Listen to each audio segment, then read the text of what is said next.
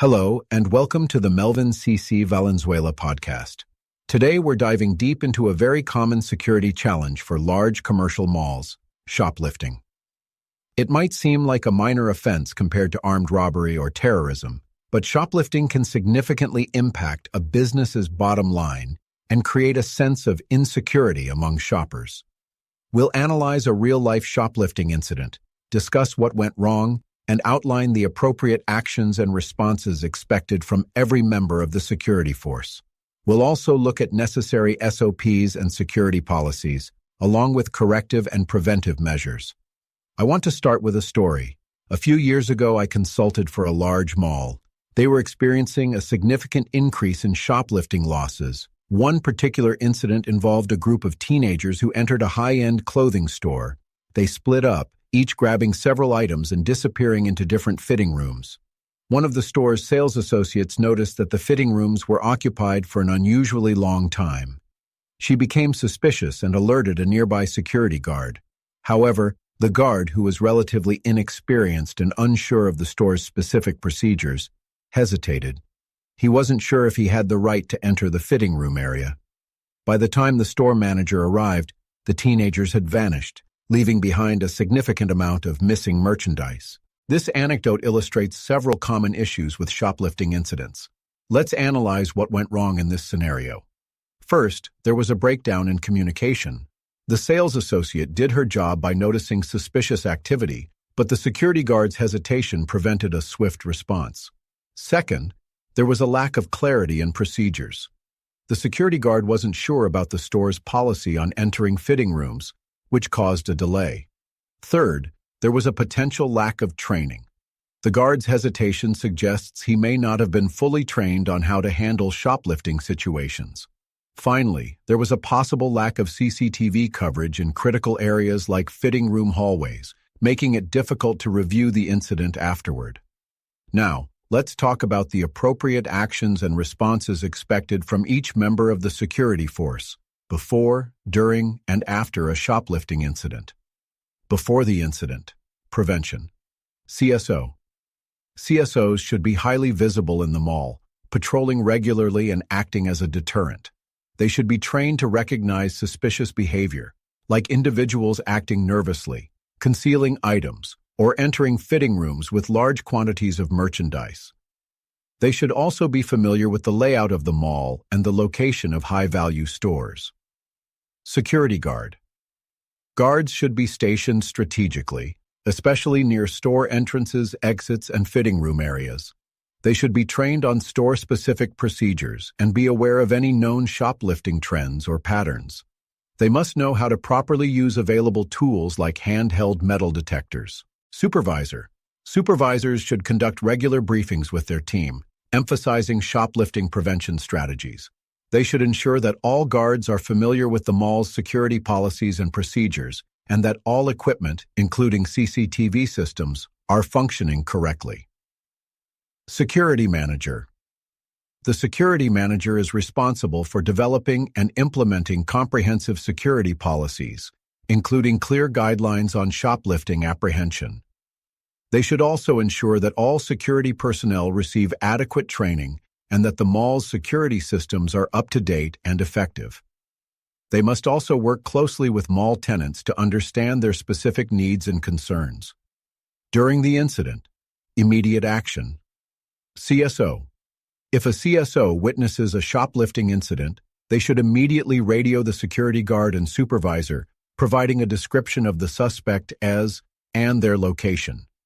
They should observe the suspects discreetly, without making their presence known, if possible. Security guard. Upon receiving the information, the security guard should proceed to the location discreetly, assess the situation, and coordinate with the store staff. If the suspect has left the store, the guard should attempt to follow them while maintaining a safe distance and relaying information to the supervisor. If the suspect is still in the store, the guard should work with store personnel to detain the suspect, following established procedures and respecting the suspect's rights. Never engage in a physical confrontation unless absolutely necessary and only as a last resort. Supervisor. The supervisor should direct the security guards and CSOs, ensuring that the appropriate response is taken. They should also communicate with mall management and, if necessary, law enforcement. The supervisor should be on site as quickly as possible. Security manager. The security manager should be informed of the incident and provide guidance as needed. They are responsible for coordinating with law enforcement and ensuring that all necessary reports are filed. After the incident, corrective and preventive. All security personnel, all involved personnel should document the incident thoroughly, including witness statements, CCTV footage, and details of the stolen merchandise. Supervisor.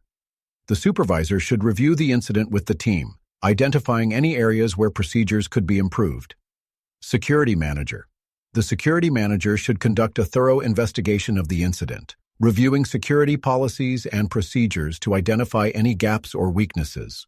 They should also work with mall management to implement corrective and preventive actions. So, what specific SOPs and security policies should be in place to address shoplifting? Clear apprehension policy. A detailed policy outlining the procedures for detaining suspected shoplifters, including the legal considerations and the use of force. This policy should emphasize that the safety of both the security personnel and the suspect is paramount. Fitting room procedures. Specific guidelines for store personnel and security guards regarding fitting room monitoring, including regular checks and procedures for handling suspicious activity. CCTV monitoring protocol. A protocol for actively monitoring CCTV systems, especially in high-risk areas. This should include regular checks of camera functionality and clear guidelines for reviewing footage after an incident. Communication protocol. A clear communication protocol for reporting suspicious activity and coordinating responses between security personnel, store staff, and mall management. Training program. A comprehensive training program for all security personnel on shoplifting prevention, detection, and apprehension procedures, including legal considerations and customer service skills. Finally, let's discuss the corrective and preventive actions that should be taken to avoid recurrence of shoplifting incidents. Enhanced training. Regular refresher training for all security personnel, focusing on shoplifting trends, detection techniques, and legal considerations. Improved CCTV coverage. Installing or upgrading CCTV systems to ensure adequate coverage of all areas, including fitting room hallways and store exits. Consider implementing CCTV analytics to automatically detect suspicious behavior. Increased security presence. Deploying additional security personnel, especially during peak hours and in high-risk areas. Collaboration with retailers, working closely with mall tenants to share information about shoplifting trends and to coordinate security efforts. Public awareness campaigns. Implementing public awareness campaigns to deter shoplifting and to encourage shoppers to report suspicious activity. Regular policy review. Regularly reviewing and updating security policies and procedures to address emerging threats and best practices.